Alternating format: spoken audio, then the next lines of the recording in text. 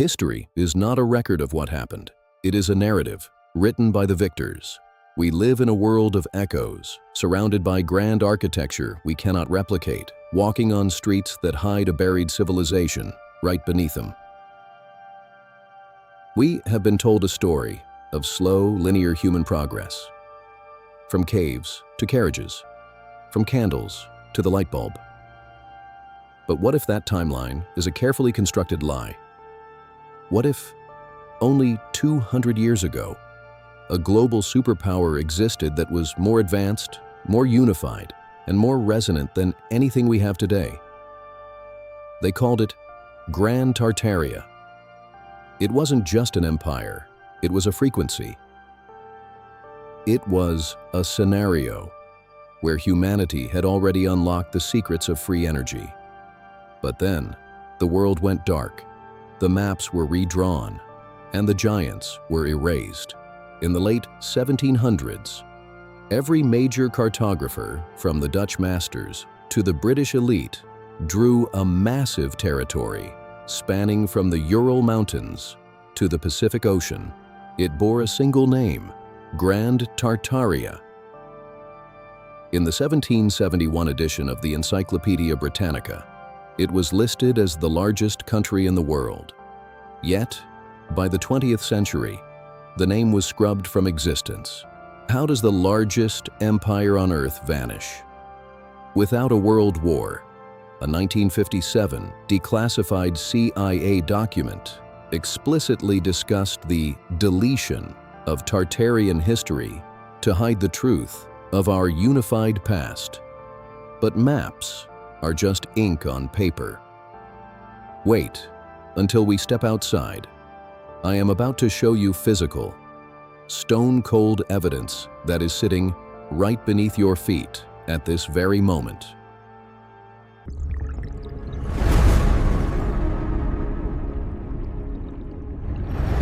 If Tartaria was just a fantasy on old maps, why do our modern cities insist on telling a different story? The answer isn't in the books, it's in the soil, where we dig our foundations. Look at the oldest stone buildings in your city. Whether you are in New York, London, or Cairo, you will see windows half buried in the dirt. Architects call these light wells, claiming they were built that way to illuminate basements. But look at the craftsmanship. Why would a 19th century builder waste thousands of dollars on ornate, hand-carved stone frames for a window that sits in the mud? The theory of the Great Mud Flood suggests that in the mid-1800s, a global cataclysm occurred, a massive displacement of liquefied earth that swept across the continents, burying the first floors of the Old World. To understand the cover-up, we must look at Chicago in the 1850s. Official history tells a bizarre story. The city was too muddy, so they decided to lift the entire city. Massive stone hotels and brick blocks, using thousands of jack screws. They tell us that while people were eating dinner inside, teams of men turned screws to lift 5,000-ton buildings. But look at the photos. There are no jack screws. There are no massive engineering teams. There are only half-buried buildings. They weren't raising the buildings. They were building new roads on top of the mud that had just buried the foundations of Tartaria. Chicago was just one piece of a global puzzle. If you rise higher and look at the Earth from above, you'll discover that these cities were connected by a network we didn't design. If you look at the Earth from a satellite, you will see something impossible. From the coasts of Florida to the plains of Russia, there are thousands of identical stone structures shaped like perfect 12-pointed stars.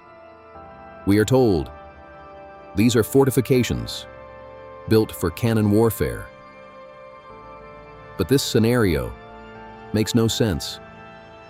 Why build a complex geometric masterpiece of mathematics and stone, just to hide from a cannonball? And why are they identical across every continent, regardless of the culture that supposedly built them? When you overlay these star forts on a map of the Earth's magnetic ley lines, they align perfectly. These weren't forts for war. They were nodes in a global energy grid. They were the motherboards of the Tartarian world, designed to resonate with the Earth's frequency and distribute power wirelessly across the continents. We aren't looking at military ruins. We are looking at the remains of a planetary power plant that was systematically deactivated. If buried foundations and energy grids seem strange, what you are about to discover on the rooftops of these same buildings will make you question every electricity bill you've ever paid. The secret isn't in the ground. It's in the air. Those stars on the ground needed receivers in the sky, and the secret lies in the very metals we call decorations. Look at the spires of old cathedrals and the copper domes of government buildings through the eyes of an electrical engineer. These are atmospheric energy harvesters. The Tartarians didn't burn coal. They understood the ether, the invisible energy field surrounding the Earth. Those copper domes were capacitors. Those spires were antennas, pulling wireless electricity directly from the ionosphere. Every town had its own cathedral, likely a play on the word cathode, serving as a local power station. Inside, massive pipe organs weren't just for music.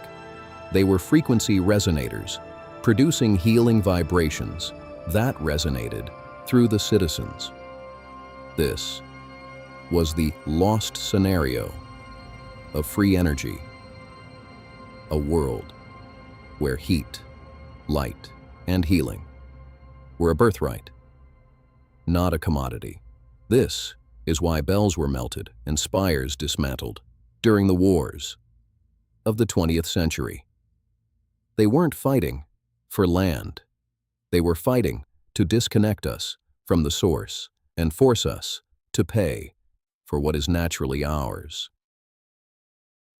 But how do you steal a global technology and erase an empire without anyone noticing?